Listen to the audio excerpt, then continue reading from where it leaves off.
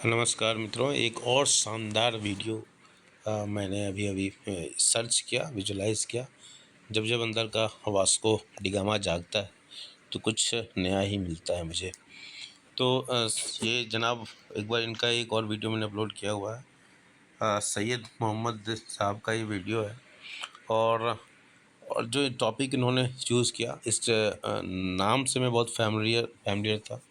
तो मैंने कहा क्या जानकारी इनके बारे में इकट्ठा किया जाए। जनरली बहुत सारे नाम हमारे आसपास घूमते रहते हैं और हम अपने बिजी शेड्यूल में बहुत उसके पीछे नहीं बढ़ पाते हैं। हालांकि मेरी कोशिश ये ज़रूर है अब कि मैं ऐसे हर एक नाम को सर्च करूं और जो वास्तविक इतिहास है उसके पीछे थोड़ा सा पढ़ने का प्रयास करूं, क्योंकि मनी माइंडेड आज का समाज हो गया है। सब लोग पैसे के पीछे ही भाग रहे हैं और इस ट्रुथ को सरफेस पर लाने का जो प्रयास होना चाहिए, सत्य क्या है, चाहे वो परिवार के अंदर का सत्य हो।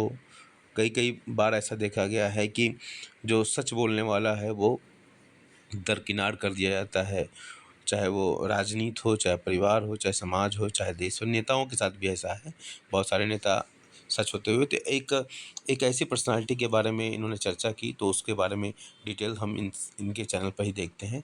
हम थोड़ा पूरा नहीं देखेंगे क्योंकि इनकी अपनी प्राइवेसी, इनकी अपनी मेहनत है। जैसे मेरा काम ये है कि मैं थोड़ा सा अवेयरनेस आपके अंदर कर दूं और डिटेल जानकारी इन्हीं के चैनल पर आपको मिलेगी, जिसको आप देखेंगे, सुनेंगे। अनफॉर्चुनेटली पाकिस्तान में हमेशा ऐसे लोगों को आइडियलाइज़ करवाया गया या किया गया जो लोग बाहर से आए थे, जो कि इन्वेडर थे, जिन्होंने यहाँ पे तोड़-फोड़ की, लूट-मार की, दोनों हाथों से वसाइल को लूटा, एक्सप्लॉइट किया, यहाँ के अवाम को महकूम बनाया। ना उनका यहाँ के कल्चर से कोई ताल्लुक था, ना ज़बान से, ना तहज़ीब से, ना सिविलाइजेशन से। लेकिन उन लोगों के नामों पे हमने मिसाइलों के नाम रखे, सड़कों के नाम रखे। उन लोगों को भूल गए जो कि सन ऑफ द सॉइल थे, यहाँ पैदा हुए, इस मिट्टी की पैदाइश थे, इस ज़मीन से परवरिश पाई। यहाँ के लोगों की ज़िंदगी बेहतर करने के लिए अपनी सारी ज़िंदगियाँ लगा दी। किसी ने इनकलाब के लिए काम किया भगत सिंह की तरह, तो किसी ने इस अवाम की क्वालिटी ऑफ लाइफ को बेहतर करने के लिए और गरीब का पेट भरने के लिए, यहाँ पर कारोबार के मौके पैदा करने के लिए, मुलाजमत के मौके पैदा करने के लिए बड़े-बड़े शहरों की संग बुनियाद रखी। मैं बात कर रहा हूँ सर गंगाराम की, जिनको फादर ऑफ मॉडर्न लाहौर कहा जाता है, जो कि जब लाहौर के एग्जीक्यूटिव इंजीनियर बने तो उसका नाम पीरियड ऑफ आर्किटेक्चर, जिसने इस शहर के लिए इतनी खिदमत दी।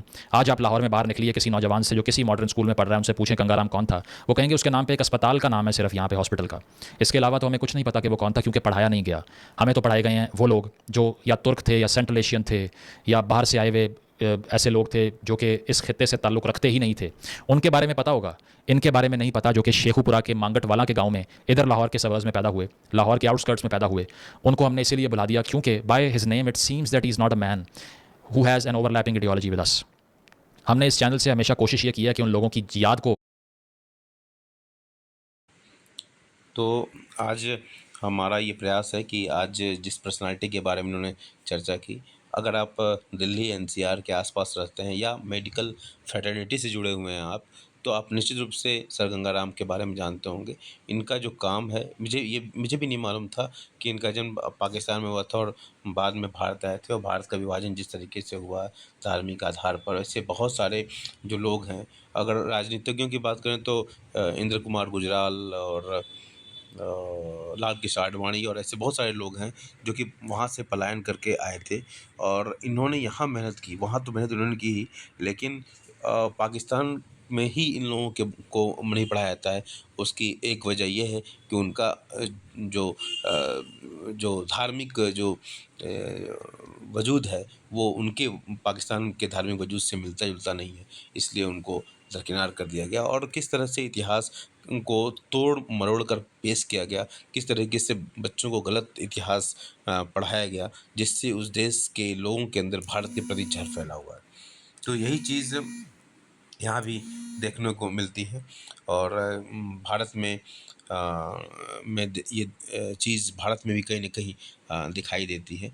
तो इस तरीके से अगर हम इस चीज़ को थोड़ा-सा समझें तो निश्चित रूप से हम व्यापक दृष्टिकोण अपना पाएँ कि भारत के कहीं न कहीं भारत के इतिहास लेखन में भी ये चीज़ें हैं। हम भारत के बहुत सारे लोगों को के बारे में नहीं जानते। हालाँकि आज़ादी के अमृत महोत्सव में इस पर प्रयास किया गया कि हम किस तरीके से भारत की जो पहचान है, भारत के लोगों को, क्योंकि आज़ादी के आंदोलन में जिन लोगों ने योगदान दिया उसको हम समझ सकें। तो आप डिटेल इनके चैनल पर पढ़ेंगे और मुझे उम्मीद है कि आप ज़्यादा जानकारी इकट्ठा कर पाएँगे। Thank you.